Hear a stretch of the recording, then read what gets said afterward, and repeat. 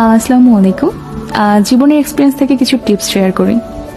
কখনোই অন্যের উপর এতটাও নির্ভরশীল হবেন না যাতে সে আপনার লাইফ থেকে চলে গেলে বা হারিয়ে গেলে আপনি পুরোপুরি ভেঙে পড়েন। সবাই সবসময় পাশে থাকবে না, আমাদের মতো বিশ্বাস করা মানুষটাও দিবে অন্ধ প্রমাণ করে। যে বন্ধুটাকে নিজের সবটা দিয়ে তার পাশে থেকেছেন তাকেও পাবেন না নিজের প্রয়োজনে।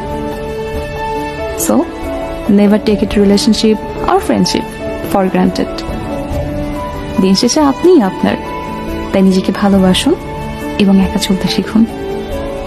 জীবন ভীষণ সুন্দর, আপনার কল্পনার থেকেও বেশি সুন্দর। এই শহরটা বড় অদ্ভুত। এখানে মানুষগুলো যেন কেমন, সবাই নিজের মতো করে ব্যস্ত, হাঁটছে, দৌড়াচ্ছে, কথা বলছে, আবার চুপও থাকছে। কেউ কারো দিকে তাকায় না, কেউ কারো কথা শোনে না,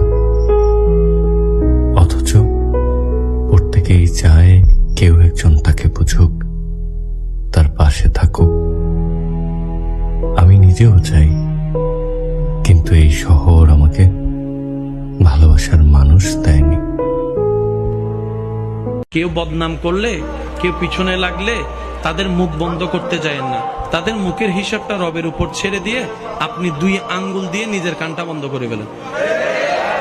আপনার সময়ও বাঁচবে, আপনার কষ্টও কম হবে, কারণ সে তো আর আজীবন বলতে থাকতে পারবে না।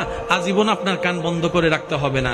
এই যে আপনার বদনাম করেছে, ওয়াইলুল্লি কুল্লি হুমাজাতিল লুমাজা আয়াতের মাধ্যমে সে নিজের পায়ে নিজে কুড়াল মারলো, আপনার গুনাহ সে নিয়ে আপনাকে সওয়াব দিয়ে দিল। সুবহানাল্লাহ।